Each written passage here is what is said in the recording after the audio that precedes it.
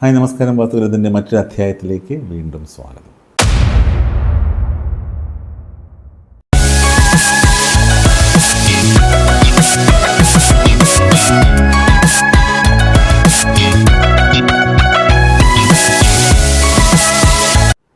വാസ്തു മാറ്റം എന്ന് വരും. ഞാൻ ഇങ്ങനൊരു ടോപ്പിക്കിൽ വീഡിയോ ചെയ്യാൻ ഇൻസിഡൻറ്റ് ആയത് ഞാൻ ഈ ചില കൺസൾട്ടിങ്ങിന് പോകുമ്പോൾ കിട്ടുന്നതിൻ്റെ ഫീഡ്ബാക്കിന് ബേസ് ചെയ്തിട്ടാണ്.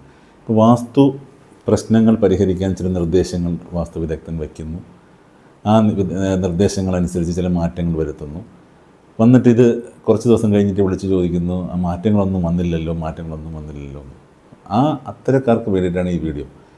വാസ്തു പ്രശ്നങ്ങൾ എന്ന് പറയുന്നത് ആദ്യം ഒരു വാസ്തു വിദഗ്ധനെ സംബന്ധിച്ചിടത്തോളം ഒരു പ്രശ്നങ്ങൾ പരിഹരിക്കാൻ യോഗ്യതയുണ്ടോ എന്ന് നോക്കിയതിന് ശേഷമാണ് ആ പ്രശ്നങ്ങൾ പരിഹരിക്കാൻ നിർദ്ദേശിക്കുന്നത്. അപ്പോൾ പ്രശ്നങ്ങൾ പരിഹരിക്കാൻ നിർദ്ദേശം കൊടുത്തു കഴിഞ്ഞാൽ അത് വളരെ ഞാനൊക്കെ ചെയ്യുന്നത് വളരെ മിനിമലായിട്ടുള്ള നിർദ്ദേശങ്ങളാണ് പലപ്പോഴും കൊടുക്കാറുള്ളത്. കാര്യം ഒരുപാട് ആൾട്രേഷൻ, ഡിമോളിഷൻസ് പോലുള്ള നിർദ്ദേശങ്ങൾ കൊടുക്കാൻ ഞാൻ കഴിയുന്നതും ശ്രമിക്കാറ്. വേറൊന്നും കൊണ്ടല്ല, അത്തരത്തിൽ അത് അഫോർഡ് ചെയ്യാൻ പറ്റുന്ന ആളുകളോട് ഞാനത് ചോദിക്കും, അങ്ങനെ ചെയ്യാൻ പാടുണ്ടോ, നിങ്ങൾക്ക് അങ്ങനെ ചെയ്യാൻ ബുദ്ധിമുട്ടുണ്ടോ എന്നുണ്ടെങ്കിൽ ഇത്തരം പരിഹാര മാർഗ്ഗത്തിലൂടെ സഞ്ചരിക്കാമെന്ന് ഞാൻ പറയും.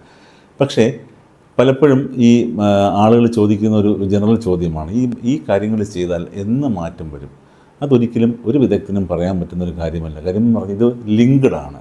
നമ്മുടെ ലൈഫിനെ സ്വാധീനിക്കുന്ന, ഞാൻ പറയില്ലേ, നമുക്ക് ദൈവാനുഗ്രഹം, അതുപോലെ തന്നെ നമ്മുടെ സമയം, നമ്മുടെ കർമ്മഫലങ്ങൾ, ഇങ്ങനെ ഒരുപാട് കാര്യങ്ങളുമായിട്ട് ലിങ്ക്ഡ് ആണ്. അപ്പോൾ അതിലൊരു ഫാക്ടർ മാത്രമേ ആകുന്നുള്ളൂ ഈ വാസ്തു എന്ന് പറയുന്നത്. അപ്പോൾ നിങ്ങൾക്കുണ്ടാകുന്നൊരു പ്രശ്നം ഈ വാസ്തുദോഷം കൊണ്ടുള്ളതാണോ എന്നുള്ള തിരിച്ചറിവ് എത്രമാത്രം ശക്തമാകുന്നത് വാസ്തുവിദഗ്ധൻ്റെ വൈദഗ്ധ്യം പോലെ ഇരിക്കും. ഇങ്ങനൊരു പ്രശ്നം കാരണമാണോ നിങ്ങൾക്ക് പ്രശ്നം? ഞാൻ ചില കാര്യങ്ങളൊക്കെ നോക്കാൻ മുമ്പ് ഞാൻ പറയും, ഈ പ്രശ്നം വാസ്തു കാരണമല്ല. അങ്ങനെ പറയാൻ എനിക്ക് പറ്റുന്നുണ്ട്. പിന്നെ വാസ്തു കാരണമായ പ്രശ്നങ്ങൾ മാത്രമേ അത് നമ്മൾ നോക്കുന്നത്. ബേസിക്കായിട്ടുള്ള വാസ്തു എവിടെയെങ്കിലും തെറ്റിയിട്ടുണ്ടോ എന്ന് നോക്കും.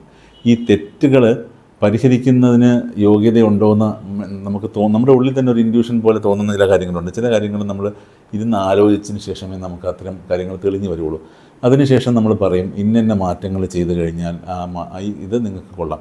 ഈ മാറ്റം ചെയ്തു കഴിഞ്ഞാൽ അത് ക്ഷമയോടുകൂടി കാത്തിരിക്കണം. അതിനുള്ള എഫക്റ്റ് കിട്ടാനായിട്ട് ക്ഷമയോടുകൂടി കാത്തിരിക്കുക എന്നുള്ളതാണ് ആദ്യത്തെ കാര്യം. അല്ലാതെ ഇന്ന് റെക്ടിഫൈ ചെയ്താൽ നാളെ തന്നെ മാറ്റം വരും എന്ന് ചിന്തിക്കുന്നത് ഏറ്റവും വലിയ മണ്ടത്തരമാണ്.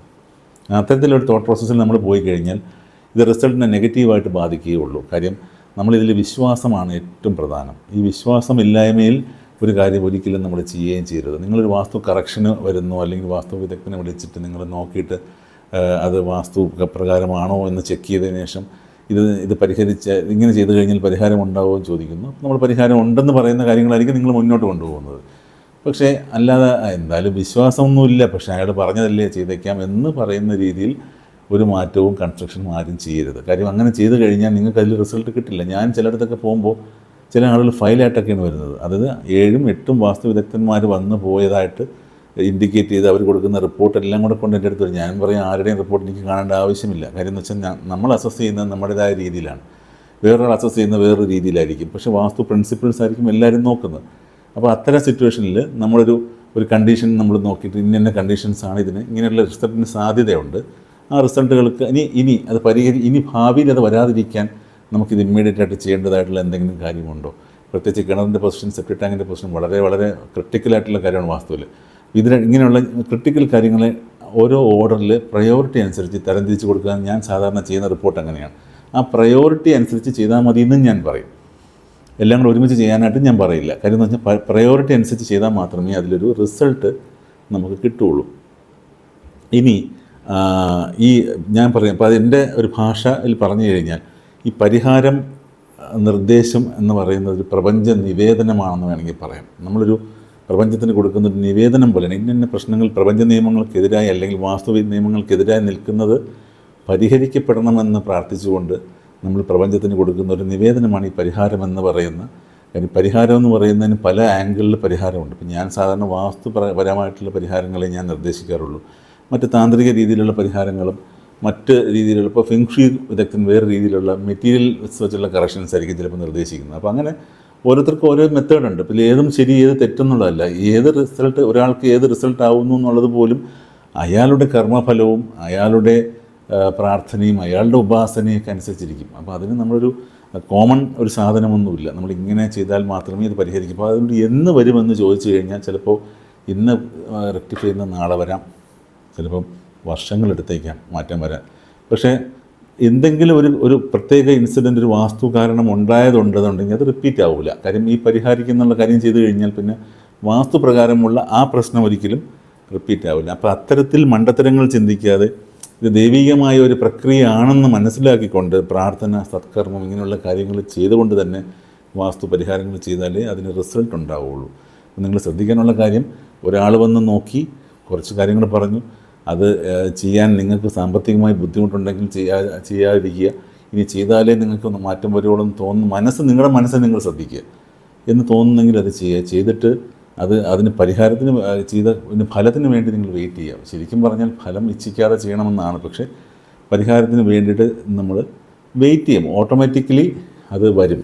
എൻ്റെ അനുഭവത്തിൽ മെജോറിറ്റി ആളുകൾക്കും ഈ വാസ്തുപരമായിട്ടുള്ള കറക്ഷൻസൊക്കെ നിർദ്ദേശിച്ചു കഴിഞ്ഞാൽ അത് കൃത്യമായി എഫക്റ്റീവായിട്ട് വരാറുണ്ട്. അപ്പോൾ അത് എഫക്റ്റീവ് അല്ലാത്ത പരിഹാരങ്ങൾ ഞാൻ കഴിയുന്നതും കൊടുക്കാറുമില്ല. പിന്നെ ചിലയിടത്തൊക്കെ പോകുമ്പോൾ നമ്മളോട് ചോദിക്കും ദോഷമല്ലോ. അപ്പോൾ ദോഷമൊന്നും കാണില്ല, പക്ഷേ ദോഷമൊന്നുമില്ല, ഒന്നുകൂടെ സൂക്ഷിച്ച് നോക്കൂ, ദോഷമുണ്ടോ, എന്തൊക്കെ പ്രശ്നങ്ങളുണ്ടെന്ന് സ്വയം, അത് മാനസികമായ ഒരു പ്രശ്നമാണ്. അങ്ങനെ ചിന്തിച്ചുകൊണ്ടിരിക്കുന്നത് ഒരു മാനസിക പ്രശ്നമാണ്. അതൊരിക്കലും ഒരു നല്ല ഒരു പ്രശ്നമല്ല. കാര്യം എന്ന് പറഞ്ഞാൽ എനിക്കെന്തെങ്കിലും വാസ്തുപ്രശ്നമുണ്ടോ എന്ന് ചോദിക്കുന്ന രീതിയിൽ നിങ്ങളുടെ ഇൻറ്റ്യൂഷനെ നിങ്ങൾ കൊണ്ടുപോകാൻ ഇടവരരുത്.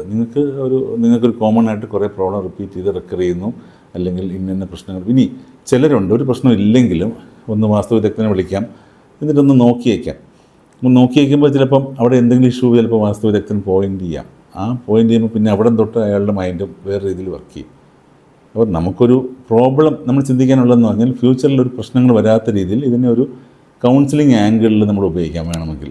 അപ്പം ഇങ്ങനെ ഒരു പ്രശ്നം കിടപ്പുണ്ട്, ഇന്ന് വന്നില്ലെങ്കിൽ നാളെയെങ്കിലും വരാൻ സാധ്യതയുള്ളൊരു പ്രശ്നമാണോ എന്ന ഡൗട്ടുണ്ടെങ്കിലും നമുക്ക് വാസ്തു നോക്കിയിട്ട് പരിഹരിക്കാവുന്നേ ഉള്ളൂ. അപ്പം ഇതിനെ വളരെ പോസിറ്റീവ് ആംഗിളിൽ കാണണം, അല്ലാതെ നെഗറ്റീവായിട്ട് ഇതിങ്ങനെ തോന്നിക്കൊണ്ടിരുന്ന ഓരോ ദിവസം ഓരോരുത്തരെ വിളിക്കുക, ഓരോരുത്തർ വന്ന് നോക്കുക, അതൊരു പ്രക്രിയയായിട്ട് പോകുന്ന വീടിനൊരു സംബന്ധം. കാര്യം വീട് നിങ്ങളോട് കോപ്പറേറ്റ് ചെയ്യില്ല. കാര്യം വീട് നിങ്ങളിലേക്ക് കോപ്പറേറ്റ് ചെയ്യണമെന്നുണ്ടെങ്കിൽ ആ വീട് നിങ്ങളുടേതായി മാറണമെങ്കിൽ നിങ്ങൾ ആ വീടിനെ സ്നേഹിക്കണം. ഞാൻ എപ്പോഴും പറയും, വീടിനെ ഇപ്പോൾ വാസ്തു പ്രശ്നം ഉണ്ടോ ഇല്ലയോ എന്നുള്ളതല്ല, നിങ്ങൾ വീടിനെ സ്നേഹിച്ചുകൊണ്ട് മാത്രമേ നിങ്ങൾക്ക് എന്തെങ്കിലും വാസ്തു കറക്ഷൻ ചെയ്യാൻ പറ്റുള്ളൂ. അപ്പോൾ നിങ്ങളുടെ വീടിനെ സ്നേഹിക്കുക.